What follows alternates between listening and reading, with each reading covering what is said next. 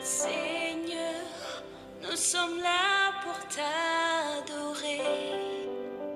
Ya, ya, eh. Ya, ya, eh.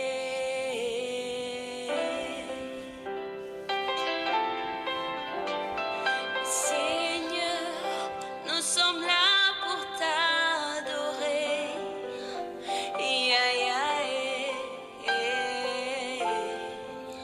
Ya, ya, eh. Oh. Seigneur, nous sommes là pour t'élever. Ya, ya,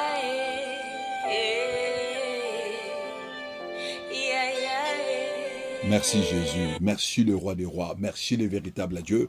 Éternel Père, nous te bénissons. Bien-aimé, na péchi binombote, na combo na Jésus Christ, na élevé le Tout-Puissant, na élevé le véritable Dieu, na élevé Nzambalola, le créateur du ciel et de la terre. C'est lui qui règne dans les cieux, sur la terre et sous la terre. Son nom, c'est l'éternel Dieu, le Dieu le Tout-Puissant. Son nom, c'est l'éternel Dieu, le Dieu de notre Seigneur Jésus. C'est lui qui est la vérité, c'est lui qui est le chemin, c'est lui qui est notre vie. Que son nom soit loué. Et j'élève notre Dieu, j'élève Jésus-Christ de Nazareth. Il est l'image de Dieu qui est invisible. Notre Dieu. La Bible dit que celui qui a vu Jésus a vu le Père. C'est lui qui est assis à la droite du Père. Celui qui est notre roi. C'est lui qui est notre Seigneur, notre libérateur. Son nom c'est Jésus-Christ de Nazareth, le roi des rois, le ressuscité du troisième jour, le vainqueur de Golgotha. Jésus-Christ, il est le roi, il est notre Dieu.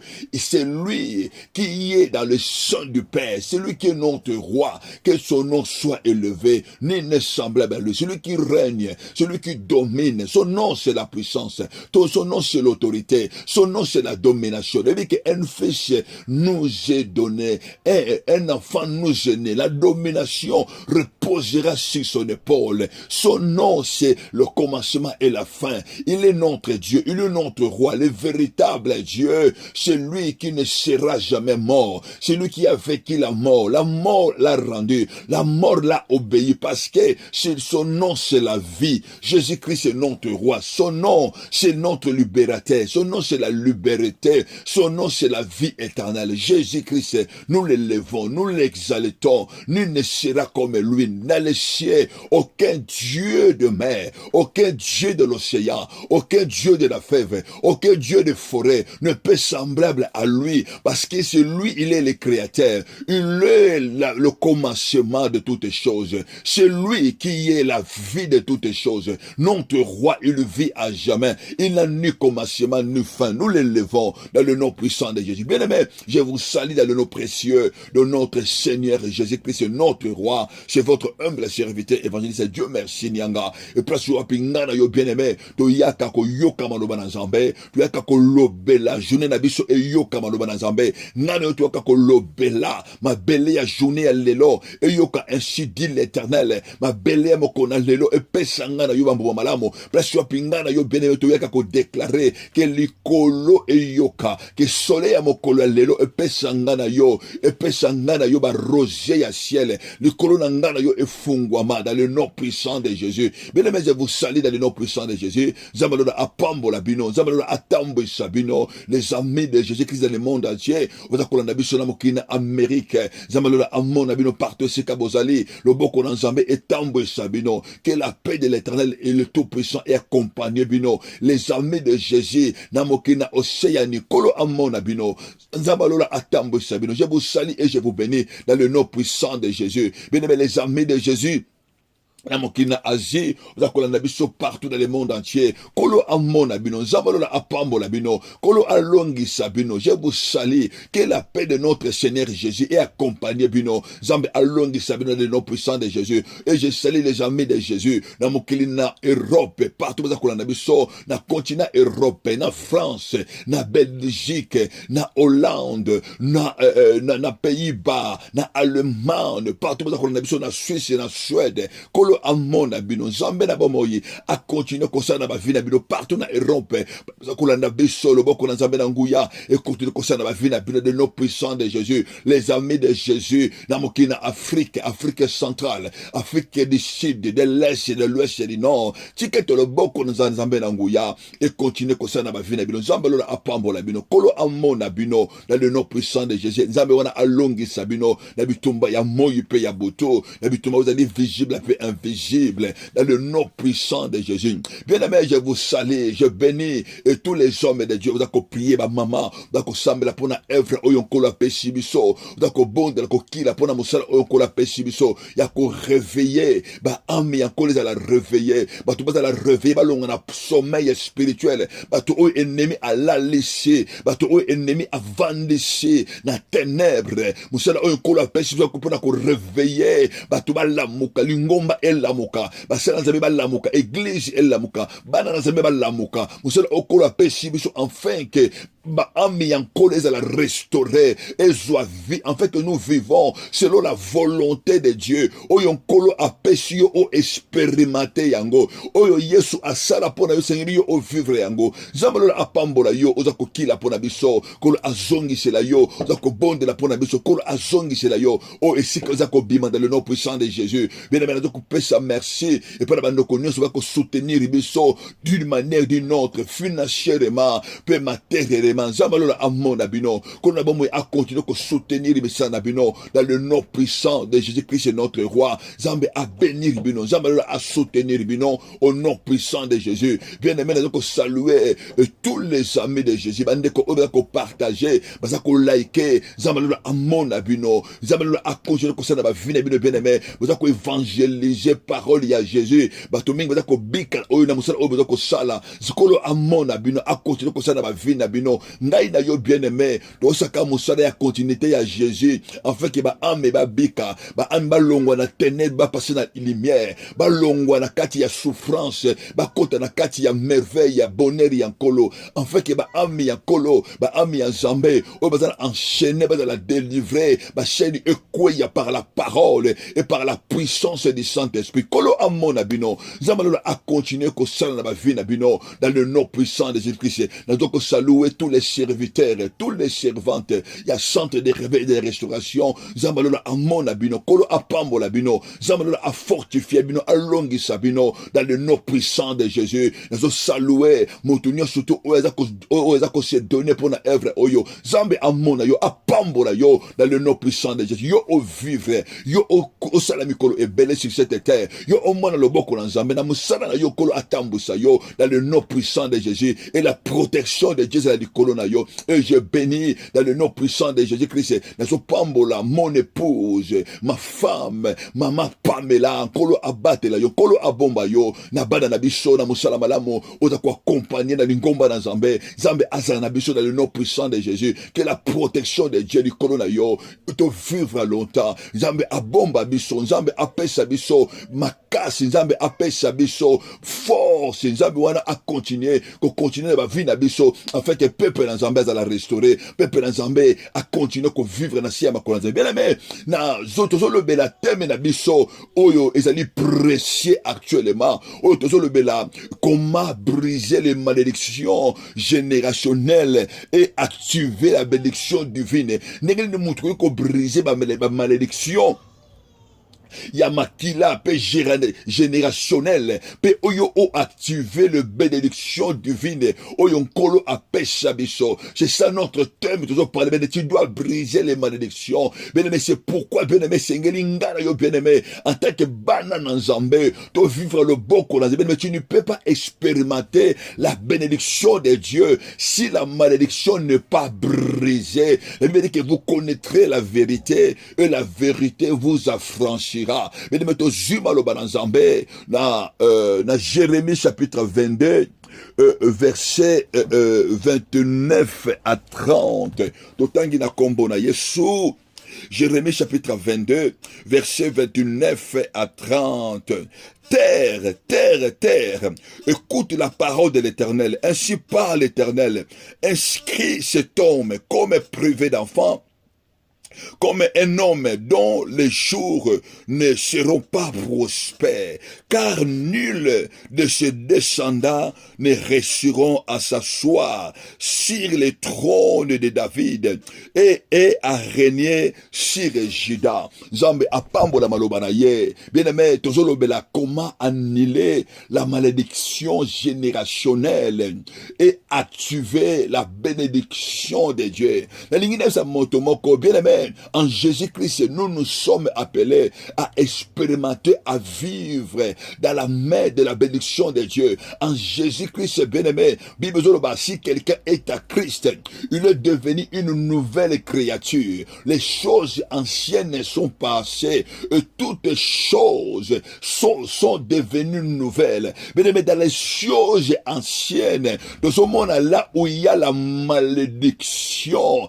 et c'est comme malédiction est vendue, bien-aimé. La malédiction est d'abord spirituelle, bien-aimé. Bible en réalité à l'homme c'est l'esprit. Job en réalité à l'homme c'est l'esprit. C'est le souffle du Tout-Puissant qui donne l'intelligence à l'homme, qui rend l'homme intelligent, bien-aimé. En réalité à l'homme est d'abord spirituel, bien-aimé. Motu azalinano spirituel. Or que, bien-aimé, quand on voit l'homme a été créé par la parole.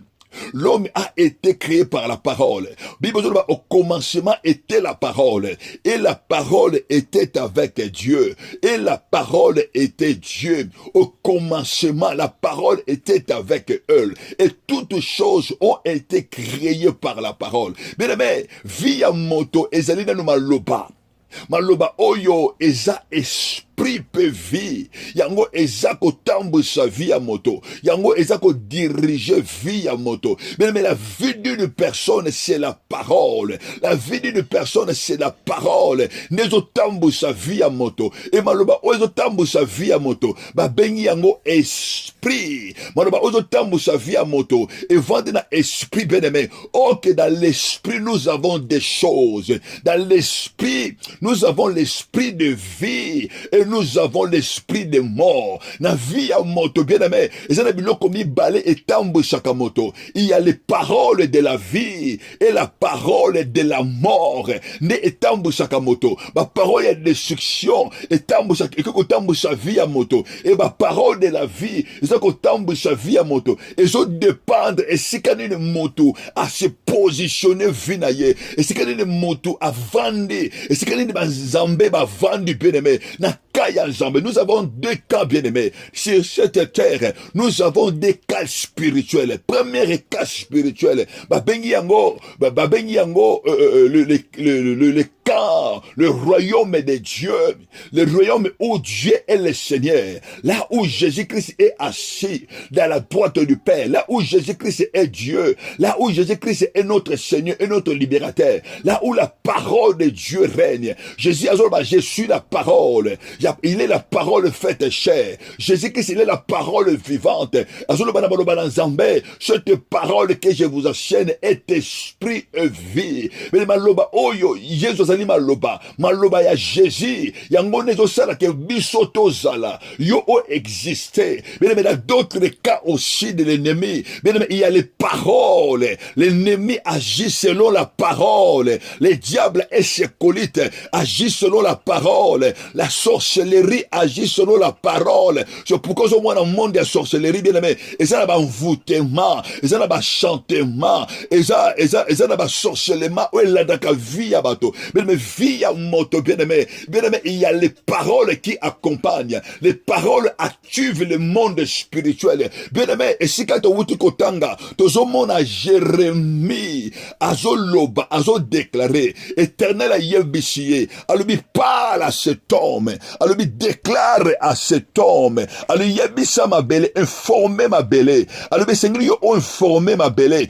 contre, ça c'est, il parlait contre Jéconia, fils du roi de Juda, oyo a déshonoré qui, celui qui a ramené Israël à déshonorer Dieu, oyo Nzambe a livré qui bango na Babylone, et puis il y a Boukanetizar à cause ya ko déshonorer, ko désobéir, ya ba idolâtrie. Azo yebisa nzambe, azo yebisa Jérémie nalingi yo okoma ko yebisa mabele koma na nzela ya maloba, lo yebisa mabele, pesa mabele information, yebisa mabele, ainsi dit l'Éternel. Moto azoloba o ba benye le Dieu, ba benye Dieu du vin, mais azoloba à travailler Jérémie, alobi yebisa mabele, alobi terre inscrit cet homme comme privé d'enfant. Bien, mais ça c'est une malédiction, comme privé d'enfant. Moto oyo bazo ko maudire et pas il y a le Dieu vivant, en pas il y a le Dieu du vin, comme privé d'enfant.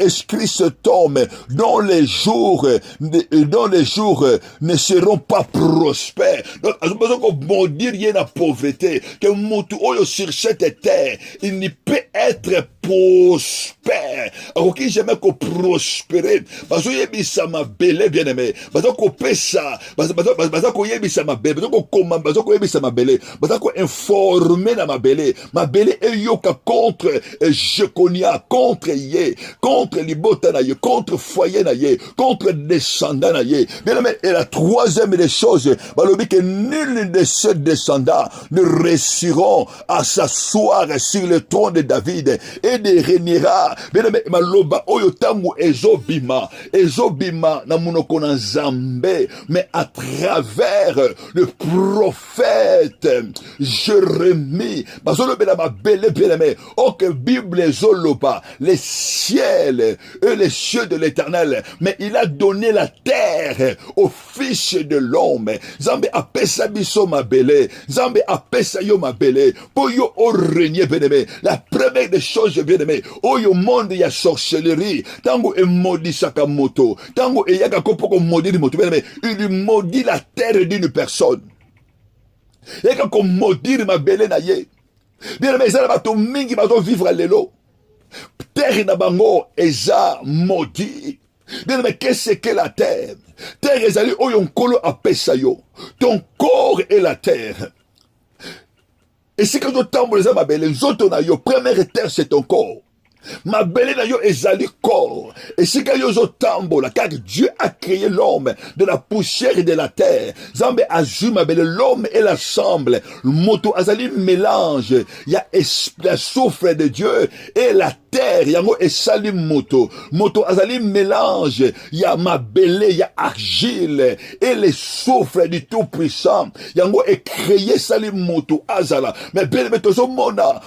Et si quand moto ba maudire terre na ye, et si ka terre ya moto eza maudit, mais moto oyo akotambola na malédiction. C'est ça que les sorciers font, bien aimé. La première des choses, na monde ya sorcellerie, na monde ya magie, ya maléfique, le ko basala kabele ko maudire destiné ya moto, ko maudire destiné ya moto, ko maudire terre ya moto, moto terre na ye, o prospérité, moto avancé, mais ça maloba et tambola na moto oyo ba maudire ye bénémé. C'est les paroles qui véhiculent et tambola na moto qui s'accomplissent dans la vie d'une personne. Moto oyo pe aza béni bénémé. Maloba wana ebana ko tambo sa vie na yo. Bénémé ça na bato ebelé bazo tambola bien-aimé na malédiction. Il y a beaucoup de gens bien-aimé bazo tambola na malédiction parce que il y a quelqu'un qui a parlé, il y a quelqu'un qui a déclaré, il y a quelqu'un bien-aimé oyo aloba na vie na yo. Bien-aimé ko sambela eza bien,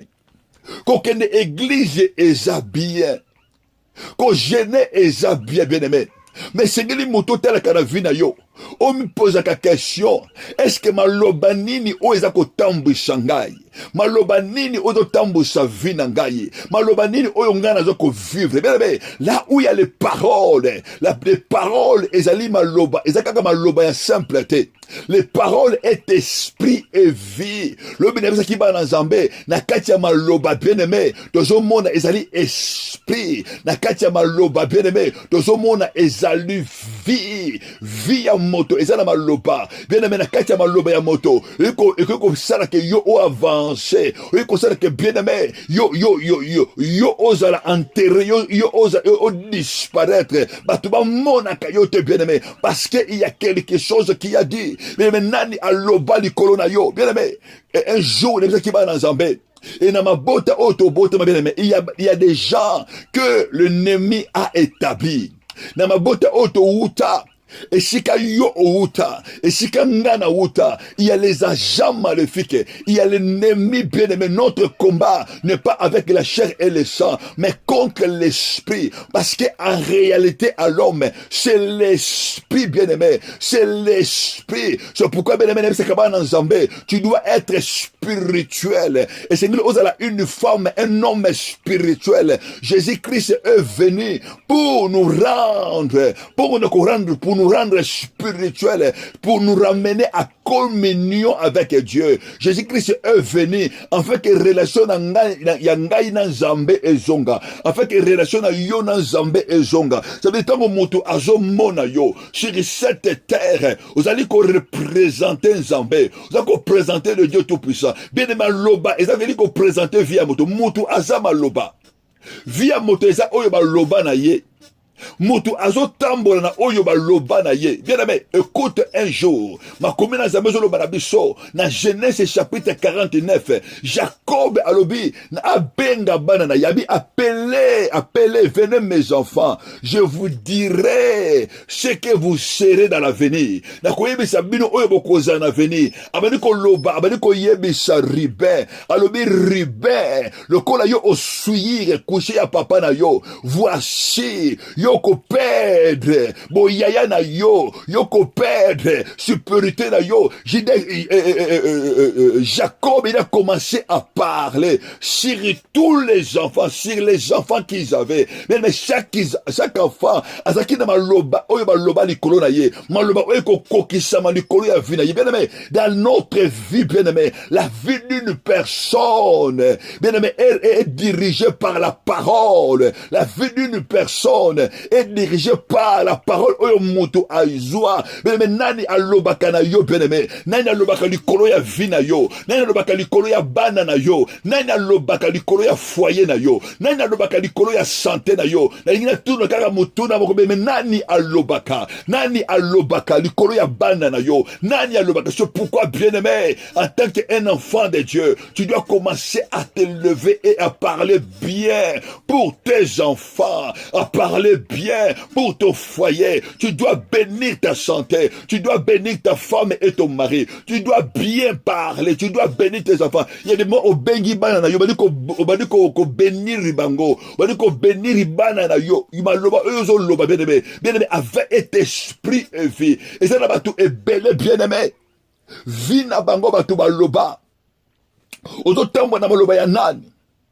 C'est pourquoi bien aimé, nous faisons poto anile maloba oyo bato baloba. Nani aloba likolo na yo, nani aloba likolo ya vie na yo, nani alobela santé na yo, nani alobela bana oya yo, nani alobela maternité na yo, nani alobela ministère na yo, nani alobela vie na yo, nani aloba likolo na yo. Bien awa tozomona Bible zoloba écrit cet homme, nani aloba likolo na santé na yo, parce que ton corps bien-aimé est d'abord la terre. Tes enfants sont la terre d'abord. Nani alobela bango, nani akoma likolo na bango. Ezana bato mingi bien-aimé, tango azotambola bien-aimé, mutu ozala miso kofungama soki atali yo azomona ke mutu oyo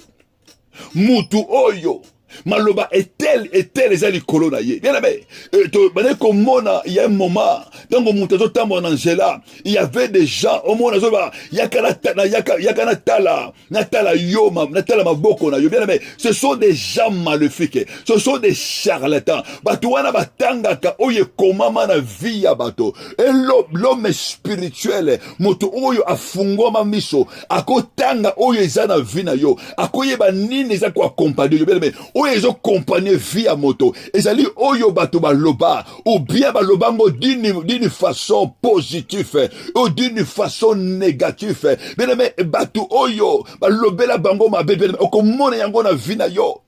ezana batu ebele bien-aimé tangu ye abotami kobima azobima na libumu ya mama bandi kolobela vi na ye bandi kopesa ye identité ya moto eza na maloba identité ya moto eza oyo bimi na yango bien-aimé kombo bapesa yo ekozala identité oyo eza kotambwisa yo eza kotambwisa vi na yo kombo nini bapesa yo kombo nini babengaka yo bien-aimé regarde l'histoire ya Jeyabete bible bi mama na ye abengi ye ke mwana oyo na boti na souffrance bible zoloba mama na ye abengi ye apesi ye kombo kombo oyo apesi ye ça fait que Jeyabete na vi na ye il a commencé à souffrir parce que il y a quelqu'un il y avait sa mère ne apesa ki yo kombo mais ça va tout ebele yo zoko vivre mais si ba pesa yo kombo il y a un nom regarde je vis à Jacob il souffrait dans sa vie il y avait des problèmes bien-aimés de non-accomplissement de non-avancement Jacob il a souffert parce que il y avait un nom oyo maman na ye apesa ki est Jacob et qui signifie voleur moto oyo zoko yiba eloko ya bato zoko posséder ce qui lui appartient mais kombo nini bapesa yo na monde de l'esprit babengaka yo nani apesa yo kombo nani abengaka yo okufa lobi nani abenga yo mobali ya basi ebele tangu yo obotama nani abenga yo tangu bela ko sukula yo na bassin nani bela ko benga yo mwasi ya mibali ebele nani aloba na yo tokotala soki okomata kombo nini bapesa bakoma nini na mabele tangu bela ko couper cordon na yo baboloba nini na vie na yo. Il y a beaucoup de gens aujourd'hui bazo sambela nzambe mais il y a une chose ezana baloba na vie na bango oyo ba déclarer likolo na bango bien aimé eza ko condamner bango bien aimé j'ai vu quelque chose bien aimé ezala ki na mutu moko quand j'étais encore en Angola bien aimé papa wana akenda na mokili ya poto abali ko yeba te bien aimé oke tangu ye abotamaki papa wana akenda mokili ya poto avanda na poto bien-aimé mais vie na ye bien-aimé misère papa oyo atangi na poto me maladi azokoka kosala eloko moko te azokoka ko avancer te bien-aimé mais na vie na ye bien-aimé souffrance ok ce papa il ne savait pas que dans sa vie tangu ye abotamaka ba dekraka na vie na ye esengeli ye azala chef coutumier esengeli ye asalela misala ya libota ya makila na ye bien-aimé papa wana jusqu'à ce que un jour bien-aimé azonga na katia village azonga na katia village na ye akoma kokata bambila akoma komata kotia singa komata kokata bambila parce que il y avait une parole oyo ezalaki likolo ya papa oyo papa oyo bana koyeba te ebele bana oyo ye abota mais pendant que nous prions pendant que on était en Afrique au prions c'est là où Dieu a commencé à révéler à ses enfants voilà votre vie voilà alliance oyo s'attacha bino.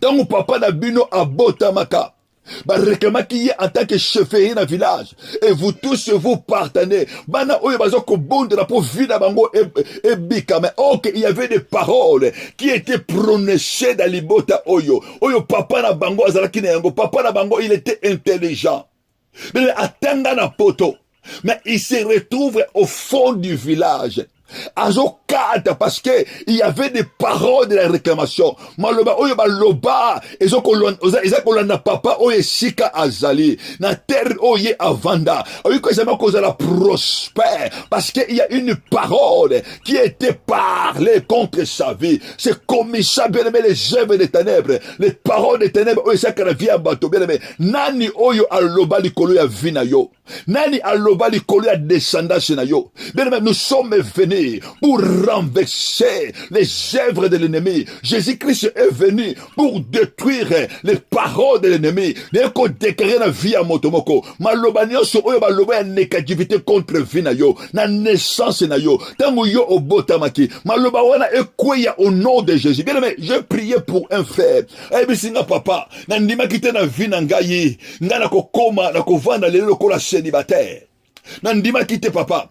Je suis quelqu'un, oyo. Il veut penser na bala, na bota, na mwasi na ngamoko. Mais il a compris que, abisinga papa Dieu, tango nazo kola papa, kola na ngai. Il y avait des femmes, et babatu ya, na village, ba cérémonie, bazo ko bini na ngai, bazo ba na ngai, mobali ya bashi ebele, mobali ya bashi ebele, mais azo yeba te bien, mais oh, que, na monde de l'esprit, na monde magnifique, bien, mais, bazali ko trône, bazali ko tiens na trône, bazali ko consacrer bien-aimé pour assaler là le sang, le Dieu de sang, le Dieu familial. Oui papa, vinangai papa na ndima kite na bali mwasa liboso, papa to kabwani di kambo ya malonga ezate. Oui ami balé aye papa, les choses ne marchent pas. Papa pour l'instant je suis tout seul. Alors je comprends, t'es mis ça toi aye papa, je tambola bien te papa, parce que je comprends bien-aimé. Papa vinangai zabiati. Bien-aimé, c'est to kobo de la Zambie. Il faut briser. Il y a beaucoup de gens parce qu'on néglige maloba, oyo maloba di krona bango. Il y a beaucoup de gens, ils négligent les paroles. Oyo maloba di krona bango. Bien aimé, tu dois briser les paroles de la malédiction. Oyo maloba di kolo ya nzoto na yo. Oyo maloba di kolo ya bana na yo. Nani a déclaré? Papa oyo yeba te na ebisi ye tongo bazo bini la yo. Bazo teka dessiner na yo. Tongo bazo bini la yo. Bazo teka yo na monde ya ténèbres. Tu ne peux pas avoir de femme. Même si yo juba, si tu ne peux pas vivre ta vie, tu vas servir le Dieu de la famille. Neko déclaré na vie ya motomoko. Yo oyo ba bini la yo. Yo oyo ba betelo ba zeke. Na kobota na mayo. Oyo ba selo ba zebola. Tango yo obotama. Oyo ba kotela yo ba kotela yo ba réunion. Ba selo ba fête. Oyo ba modisa vie na yo. Dans le nom puissant de Jésus. Neko briser. Neko briser ma lobawana. Neko briser ma lobawana. Et quoi dans le nom de Jésus. Et quoi dans le nom de Jésus. Maloba oyo ba teka yo. Maloba oyo ba kaba yo. Na monde ya ténèbres.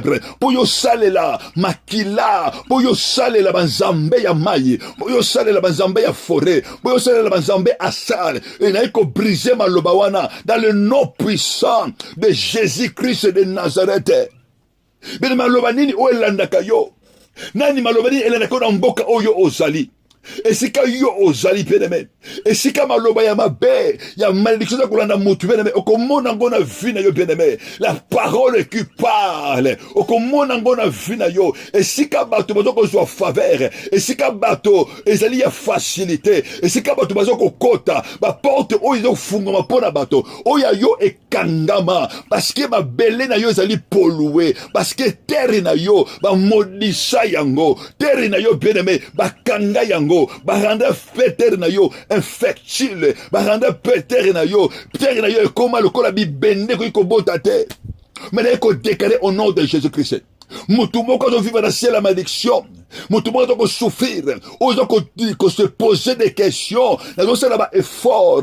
Malgré ce que je vais, malgré ce que je fais, il y a rien qui avance. Il faut déclarer dans vie na yo. Il y a quelqu'un qui s'appelle Jésus. Il y a quelqu'un qui s'appelle le roi des rois. Jésus le véritable, notre Seigneur, notre libérateur.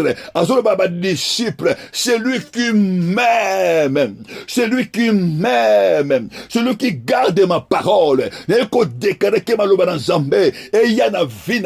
qui garde ma parole. Alors, moi et le Père, nous viendrons habiter à lui. Alors, ngai na papa na ngai. Toko ya ko vanda epai na ye. Papa na nga akolinga ye. Tokoya ko bité epai na motema na ye, na vie na ye, na ko déclarer au nom de Jésus que l'Éternel est Dieu, que Jésus-Christ maloba na ye et accompagné yo, maloba na ye eza na vie na yo, maloba na ye ozali esprit et vie et tambo sa vie na yo, maloba na Nzambe qui a la bénédiction, maloba na Nzambe ozali na grâce peu faveur et accompagné vie na yo, bien mais maloba nini ozali ko accompagner yo. Il y a des gens qui vont vivre sur cette terre. Mais comment on a vu na mutu oyo azo vivre na maloba ya négativité. Mais comment on a vu mais tout est fermé. Tu vas sentir dans ta vie le colonel ko kangama. Soleil na ko kangama, butu na yo bien-aimé.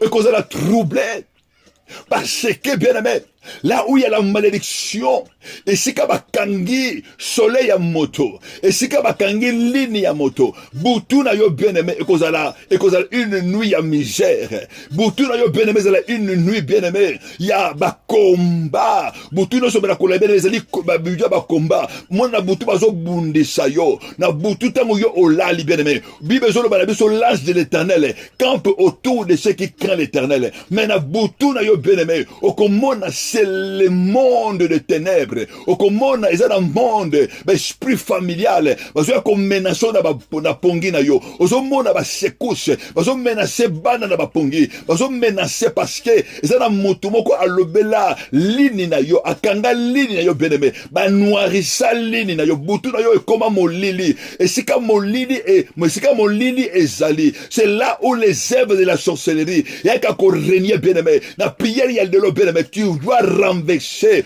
toute parole y'a ténèbres, oyo comme ça butu na yo molili, oyo y'a qu'à couvrir vie na yo, Bible dit que les ténèbres couvrent la terre. Et l'obscurité le peuple. Mais qu'on renverser toute obscurité. Oyo eya ko jipaline na yo. Mais le nana le bela ligne, nana le bela butu na yo. Bien aimé. Ok butu ezali tango zambe. Ayaka po na ko le bela bana na ye. Ezali moment ya repos. Ezali batu ebele ndaku na yo moko na butu bangaka. Tu ne dors pas bien la nuit. Tant que tu se reposer. Yo pongi ezo yate. Tu manques de sommeil. Sommeil ezo yate. Mandoto ya mabe bien-aimé.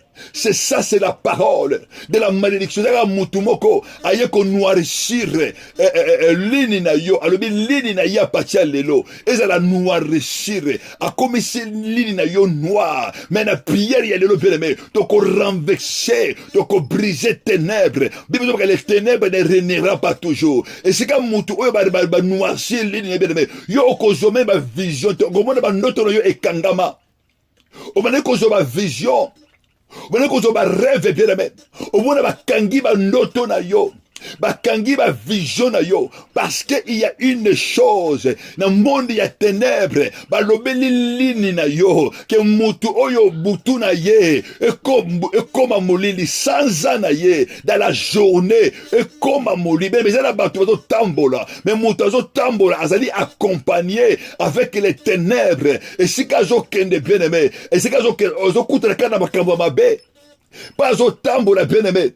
Akutela kana batu ya mabe bana na ye bazokutela kana ba camarade ya mabe bien-aimé, c'est ça qu'on appelle les ténèbres. Yango toko bonde la bien-aimé, tu dois briser cette malédiction des ténèbres oza ko accompagner na vie et c'est que batu ko zo faveur yo il y a que des blocages et c'est que batu ko kota na facilité bien-aimé, yo il y a que des blocages et c'est que batu ko zo bien-aimé, mais yo bazo boyo ya bazo boyo la yo.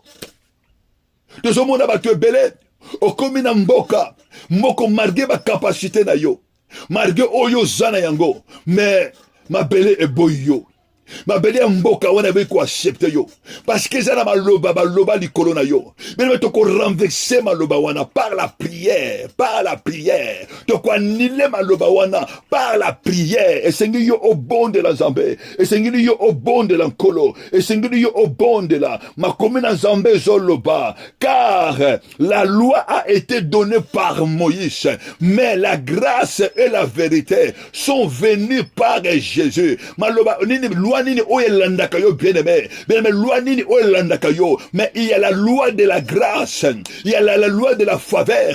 Mutoye nango Yesu bien-aimé, et c'est la première des choses. Mais toi tu crois à Jésus, tu acceptes Jésus comme son Seigneur et son Sauveur. Mais pourquoi il y a ce qu'on appelle la loi de la mort?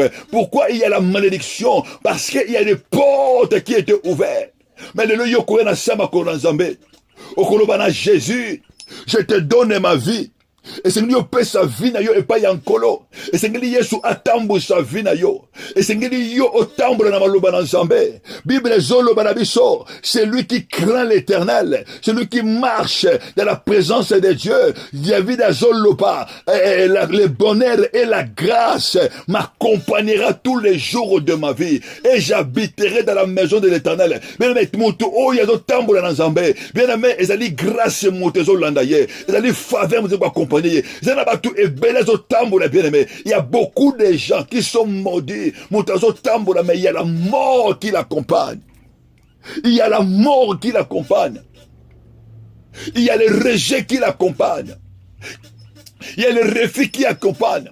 Et ça, la moto mosozo tambola, ba couvrir bien aimé, une couverture ya noir. Mais monsieur qui va couvrir une couverture ya noir, moto comme mon ayote bien aimé. Et si qu'on tambola, ba comme mon ayote. C'est pourquoi Jésus-Christ, quand il est venu sur la croix, ma commis et zoloba, ma kilanaye et bimaki, il a pris la terre a été secouée.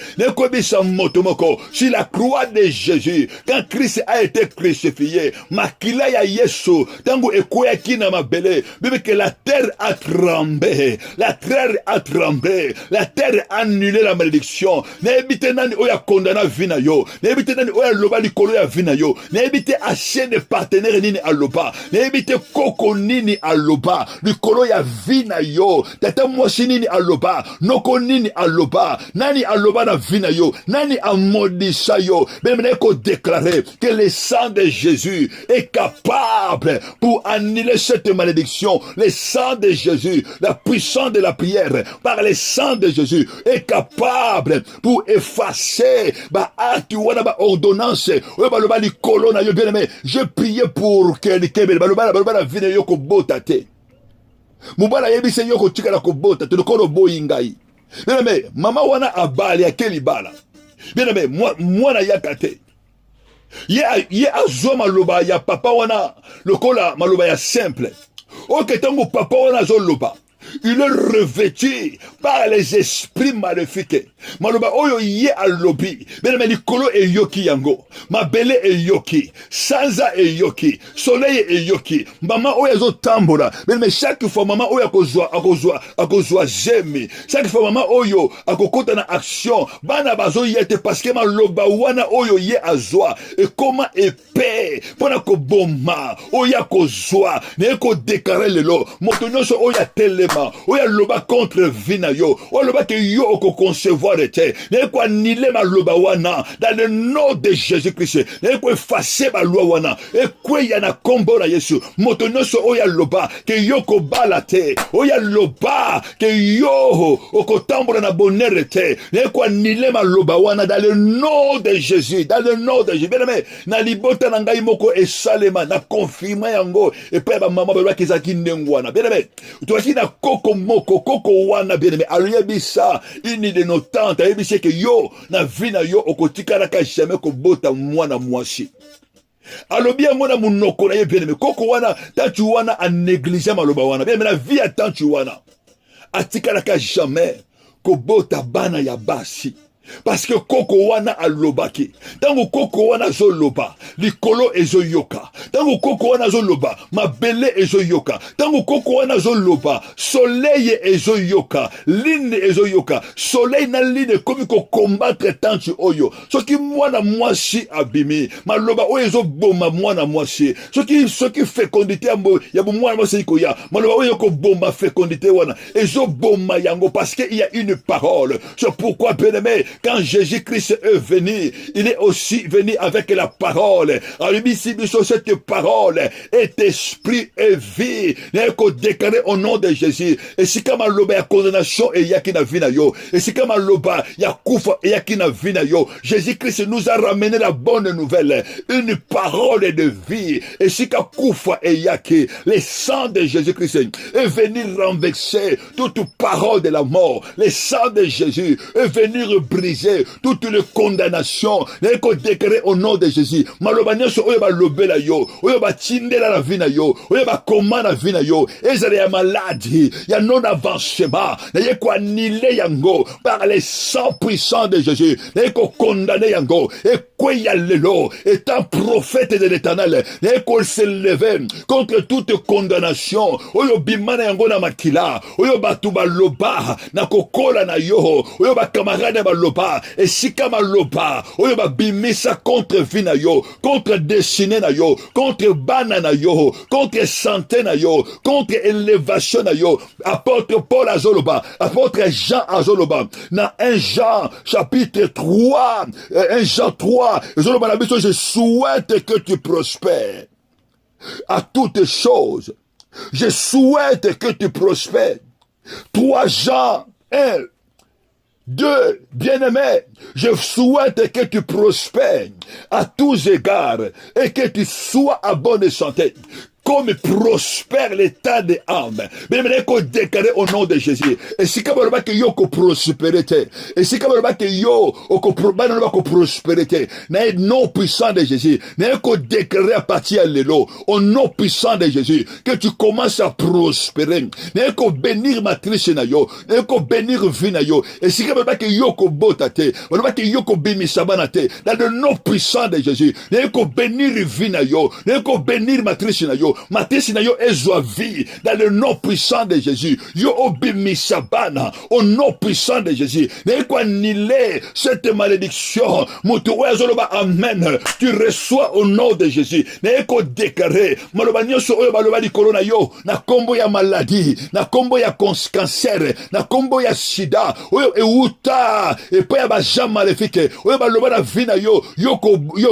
oko bela. Bana no ba ko bela. Dans le nom puissant de Jésus. N'est quoi annihiler maloba wana. N'est quoi effacer yango. Dans le nom puissant de Jésus. Maloba wana ezala annihilé. Maloba wana ezala effacé. Dans le nom puissant de Jésus. Soyez prospères. Nani aloba ki yoko se lanzambete. Nani aloba ki yoko matate. Toute parole maléfique. Nazo déclaré. Ma commis ezoloba. Tu ne craindras ni les terreurs de la nuit. N'est quoi arrêter. Maloba wana lever la ligne. N'est quoi arrêter les terreurs de la nuit. Terreur nyonso oyaka na butu na yo na bapongi na yo tango yo olalaka neko briser terreur wana dans le nom de Jésus-Christ. Terreur wana ekweya neko déclarer maloba nini flash nini oyo ba pesa na soleil makomezo loba le soleil ne te frappera pas pendant les jours ni la nuit pendant la nuit neko déclarer flash nyonso maloba nyonso batina lokola flash na journée na yo pour eba na ko couvrir yo lokola ténèbres oyo boyo osimba oyo boyo o mata, oye boyo ozwa, dans le nom puissant de Jésus-Christ, par le sang de Jésus, nanile malobawana, reçois la vie au nom de Jésus, reçois la vie au nom de Jésus, reçois la guérison au nom de Jésus, grâce et accompagne yo, faveur et encore et accompagne yo, bonheur encore et accompagne yo, ma commune en Zambezoloba, voici les miracles qui accompagneront à ceux qui auront crié à ton nom, nous avons déclaré au nom de Jésus, miracle en Zambé, et accompagner yo, parce que tu crois en Jésus-Christ, tu crois au roi des rois, tu crois au Seigneur des seigneurs, roi nyo sur la ténèbre, oya landaka yo, ayambaka ke akoya au nom de Jésus, ma commune en Zambezoloba, j'ai envoyerai, na kotinda ange nangahi, akomema yo, jusqu'à la destination, oh nazo déclaré, au nom puissant de Jésus, yo ko suka na nzela te na vina yo, bana no ba ko suka na nzela te, yo ko achever mission na yo, yoko sale la Zambé, tu serviras l'Éternel, tu arrêteras pas, parce qu'il y a l'ange de l'Éternel et qui t'accompagne, que l'ange de l'Éternel qui campe autour de ta vie, autour de tes enfants, pour t'emmener jusqu'à la destination. Ayo okoma la destination, mais ko sakolo na vie ya maman moko, na vie ya papa moko, na vie ya mwana moko, je viens prophétiser, yo okoma la destination, yo osimba, oyo nkolo apesa yo, yo arrêter na na chemete, banano ba arrêter na chemete, mais va comme jusqu'à destination. Je viens déclarer, étant prophète de l'Éternel, yo osimba oyo zamba pesi yo, ennemi abotole yangote, soit accompagné par la bénédiction de l'Éternel. Les pamboli en kolo elanda yo, reçois la paix, reçois la vie, reçois la réussite, reçois l'élévation au nom de Jésus-Christ, au nom puissant de Jésus. Yango esika yo osalibelebe, na prière ya lelo, nous allons renverser, et c'est nous yo maloko kwaisa, toute parole en malédiction, nana lobela mabele na yo, nana lobela kanzoto na yo, malobali de landa kayo, balako lever le nom puissant de Jésus, na lingi moto moka bonde nanga elongo, yo so bonde la mokonje, na kombo na yeso, élever le nom puissant de Jésus, élever le roi des rois, élever le roi des rois, élever le tout puissant, so bonde nanga elongo, na kombo na yeso, bien aimé so bonde na kolo, so bonde la mokonje, banako élever Jésus, banako élever le tout puissant, le ba yesu ngana tombolio, le véritable Dieu, so tombola Jésus, il est notre lumière, il est notre Dieu, il est notre chemin, la vérité et la vie. La loi a été donnée par Moïse, mais la grâce et la vérité sont venues par Jésus. Jésus, Jésus, il est la parole vivante. Cette parole, sa parole est esprit. Sa parole est la vie. Banako tombola Jésus. Ozo pesa merci. Pesa merci panankolo. Le bankolo na kumesio. Éternel le Père na élevé komorayo. Banako élevé le nom puissant de Jésus. Banako tombola nkolo. Banako élevé le roi des rois. Yesungana tombolio. Banako tombola Jésus. Le kolama loba. Oyo bankoko ba loba. Banako tombola Jésus. Le kolama loba. Oyo bibana hôtel maléfique. Banako tombola Jésus. Ma kolama loba. Oyo ba Jean de trône. Maléfique ba loba. Le koloya vinayo. Motomoka bonde lanzambe. Ozo bonde lankolo. Ozo bonde nanga elongo dans le nom puissant de Jésus. Benemezo bonde la, lingo bonde la mokonji, na kombo na Yesu, bana ko lever Jésus. Motomoko a élevé le roi des rois. Ozo bonde lankolo dans le nom puissant de Jésus, dans le nom puissant de Jésus. Na kombo na Yesu, bana ko lever le roi, bana ko lever le tout puissant, le véritable Dieu. Na kombo na Yesu, Yesu ngana tombolio, Yesu ngana tombolio. Tango za ko lever Jésus, tango za ko lever Jésus, tango zo tombola kolo. Benemezo bima na maluba ba prison ya parole, ya négativité. Banako ko lever Jésus, Yesu ngana tombolio, tombola Jésus. Likola ba loi établi, ya libotonga na bimana yango. Aloba oyo ba lopa, oyo papa nanga alopa, oyo koko nanga alopa. Nana loba likolo na yo, nani amodisa yo, nani akoma likolo mabele na yo, nani akoma likolo ya nzoto na yo, maloba ne tambola kana yo. Banako lever Jésus, banako tombola Jésus. Il a effacé l'acte de désordonnance qui nous condamnait et qui subissait contre nous. Motomoko a élevé Jésus, banako lever Jésus, le roi des rois. Yesu ngana tombolio, la bomo inangai, nandako oyangai, la tombolio Jésus, la via bananangai, la libala nangai, la via moso yangai, la via mobali oyayo, motomoka tombola Jésus, na kombona Yesu, odo tombola le roi des rois, le véritable Dieu, bien aimé so bonde lankolo, élevez Jésus, Yesu ngana tombolio, le kolo ya sorcellerie, ya libota ya papa nangai, ya libota mama nangai, banako tombola Jésus, le kolo ya sorcellerie, ya mboka yongana bima, mabele oyongana uta, banako tombola Jésus, le oyongana rita, bien aimé rita nene, maloba no tambora karengo, na nigi motoboka bondela, au nom puissant de Jésus-Christ, banako lever Jésus-Christ,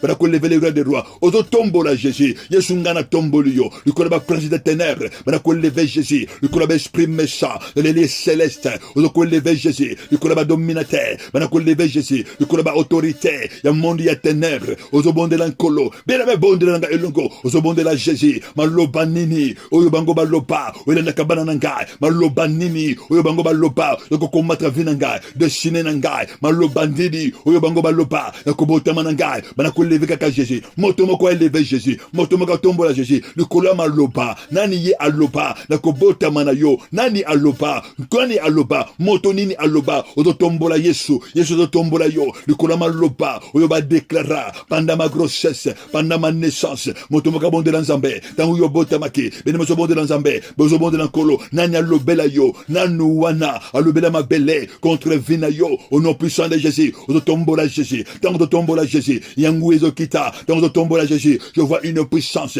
tant de tombola Jésus, le boko nanzambe ezokita, tant de tombola Jésus, élevez Jésus, Yesu ngana tombolio, Yesu tomboa manayo, le véritable Dieu, le tout puissant, au nom puissant de Jésus, tombola Jésus, au tombola, le roi des rois, le tout puissant, au tombola Jésus, il est venu, il apparaît pour détruire les œuvres de l'ennemi, il est de la malédiction. Jésus a apparu pour détruire toutes les malédictions. La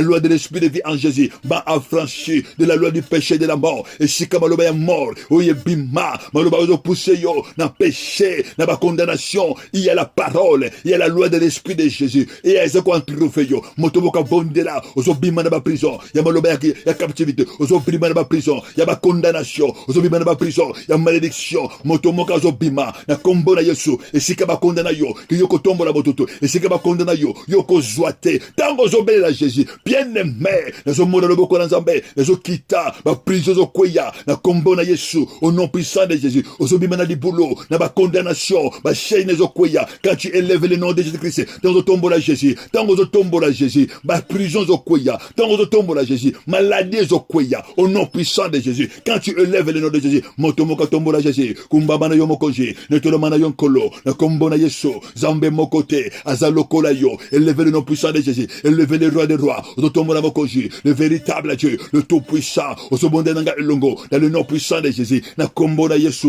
osobonde nanga elongo, dans le nom puissant de Jésus, élevez le roi des rois, élevez le tout puissant, au nom puissant de Jésus, au nom puissant de Jésus, au nom puissant de Jésus, motomoko a élevé Jésus, motomoko a élevé le roi des rois, na kombo na Yesu, ozako élevé Jésus, ozako élevé le roi des rois, na kombo na Yesu, ozokumi sankolo, banako adorer Jésus, banako élever Jésus, ozotombola Jésus, nul comme lui, le léger sur la terre, motomoko bondela nkolo, na kombo na Yesu, élevé le roi des rois, le kolaba loi établi, ozako élevé Jésus, le kolaba telle maléfique, le telle malédiction, ozako élevé Jésus, nanya telle maka, non telle malédiction, et libote ya papa, banako modi rivina yo, ozako élevé Jésus, nanya telle maka, non telle malédiction, et libote ya mama, ou telle ancestral à village, nanya telle maka, banako pesa ba offrande, banako pesa ba sacrifice, contre vina yo, nanya modi saka, den via banana yo, ozobele lankolo, ozoloba Jésus, lève-toi, ozoloba lankolo, jemana yo ekita, banako leve kaka Jésus, tombola kaka Jésus, loba Yesu ngana tomboli yo, le tout puissant et véritable, ngana tomboli yo, na libota nangai, na nzoto nangai, na via banana nangai, na deshi nangai, élève Jésus, tango za ko éleve Jésus, na zomona, ba prizo zo kweya, ba dizo effacé, na zomona montomoko, ozobima na maladie, ya malédiction, oye ehumela, ba connaisse zo kweya, au nom puissant de Jésus, et je za brisé, na kombo na Yesu, au nom puissant de Jésus, na zomona montomoko, azo kote na destiné na ye, parce que le nom de Jésus t'attire, te délivre, reçois ta délivrance, au nom puissant de Jésus, ozoloba na Jésus, mawana we kitana vinanga, yimawana kitana vinanga, ibotanga na butana nango, ibotonga na botama, isikanga na uta, yokelanga mawa, motomoko, akwena sama kola Jésus, lela mawa epa yankola Yesu, lobana nzambe yokelanga mawa, lumbi sangai, tal libotonga na botama nango, libota ya sorcellerie, libota ya idolâtrie, libota ya fétiche, ozoloba nzambe, mawana yo kita, motomboka senga ma epa nzambe, papa ne kolele pana yo, yokelanga yimawa, comme mes ancêtres partaient chez les féticheurs, j'étais là, j'étais dans l'air et d'eau, et kolela mawana yo, mawana yo kita na vinangai, lela mawana nzambe, na makila yo bimana yango, na makila ya bakoko, na makila ya papa, yo bimana loko nini, quelle est cette malédiction, yo bimana yango, mawana yo kita nzambe, et kolela mawa, yo kelanga mawa, Jésus-Christ, yo kelanga yimawa, banananga yimawa, et kolele pana yo, mon Dieu, mon roi, indirectement, j'ai été adoré des idoles, indirectement, par les dos, par les sangs Seigneur, je suis entré dans la fétiche, par les dos, par les sangs Jésus, de mes ancêtres, j'ai consulté les idoles, yamone kole la mawana nzambe, motomokale la mawana nzambe, ozokwe na siatona nzambe, na siatona grâce, avec la miséricorde, et de trouver grâce, ne kole la mawana kolo, mawana nzambe kita, na vie oyangai, na vie abanana ngai, mawana nzambe kita, na sobe la mawana kolo, na siatona grâce na yo, na sobe la mawana grâce na yo, motomokwa lela, lobana kolo, yokelanga mawa, tango la mawana nzambe, il y a les sang de Jésus qui efface ce péché, quand tu pleures, quand tu te mêles, ma commune nzambe zoloba, tango que se s'humilier, approchez-vous de moi je vous approcherai de vous, bien aimé la mawana nzambe, humiliez-vous sur la main puissante de Dieu, résistez au diable, il fuira loin de nous, tango la mawana nzambe,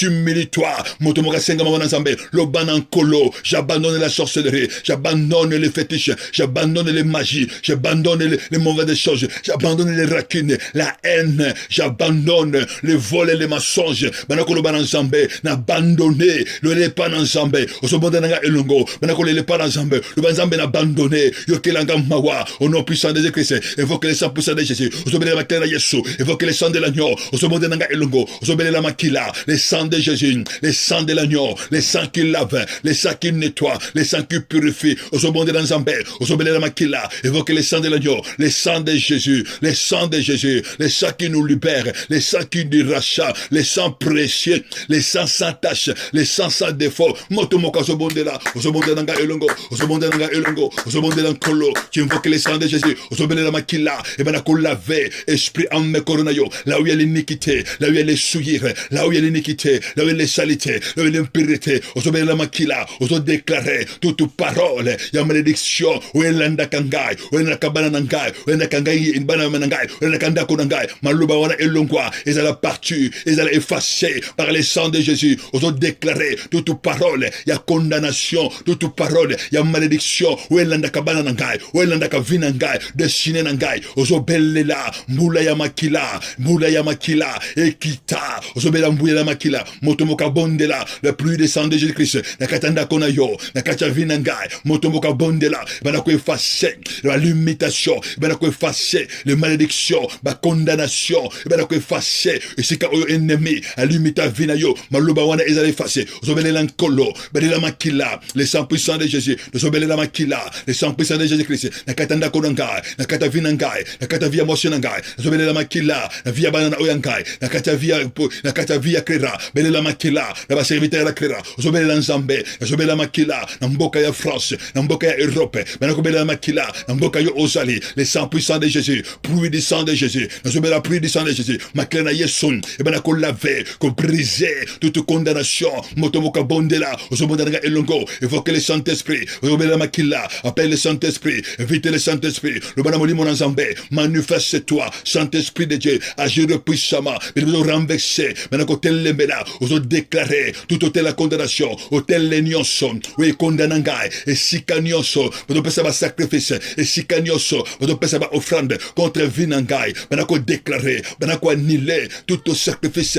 il y a ma condamnation, et quoi y a l'élo, maintenant que annuler yango, na kombo na yeso, nana le bela ma bele na yo, nana le bela njoto na yo, maintenant que annuler yango, ma condamnation, oui, bon le bali kolo nangai, likolo yanda konangai, likolo ya bananangai, maintenant que annuler yango, par le sang de Jésus, il a effacé l'acte des ordonnances qui nous condamnaient, aux autres déclarés, et quoi y a l'élo, et quoi y a, n'amboko nganazali, et l'amba ya mundo, ou ya compagnie kangai, maintenant que briser yango, et briser l'ambawana, pas soula et l'ambawana, nana le bela moina yo, aux autres déclarés, motonyoso, malobanyoso, le bela moina ngai, le bela lini nangai, le bela mabele nangai, et ça l'a effacé, aux autres bela la makila na yesu, et maintenant que effacé yango, maintenant que effacé yango, aux autres bela mabele na yo, et mela makila na yesu, le bela lini na yo, et mela makila na yesu, le bela sanza na yo, et mela makila na yesu, le bela soleil, bois le sang de Jésus, en ma faveur, maintenant qu'on annulé, et c'est en faveur na yo, motomoko bondela, au nom puissant de Jésus, au nom puissant de Jésus, au nom puissant de Jésus, benemeso bondela, maintenant qu'on bondela, bonne journée na yo, maintenant qu'on bénir journée na yo, maintenant qu'on bénir boussala na yo, maintenant qu'on bénir bana oya yo, maintenant qu'on bénir santé na yo, bénir journée à l'élo, dans ce bondela pona yo,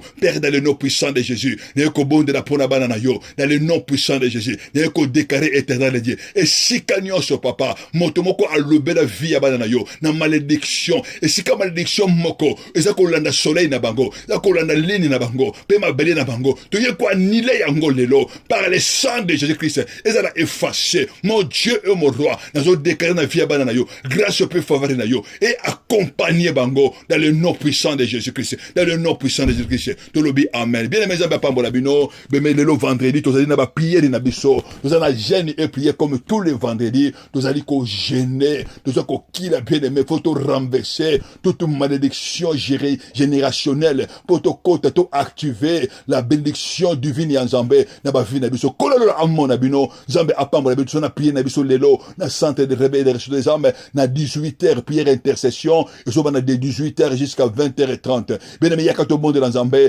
na 43 avenue de la division de clés, Zambé la amon na yo, kolo apambo la yo, dans le nom puissant de Jésus, yaka tout le monde dans Zambé, tout intercéder au nom puissant de Jésus de Nazareth, amen, amen.